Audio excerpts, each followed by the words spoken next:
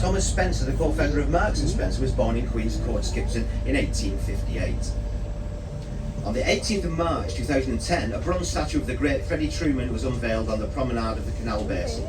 Freddie and his wife lived in the Craven village of Flasby near Skipton. And if you didn't see it before you got on the boat, please have a look when you disembark. Noted in many history books is the biggest punch-up ever to take place in Skipton. It happened on the night of the 16th of August 1842. Over 3,000 got stuck in and all took part in what was later called the Great Anna Hills Fight.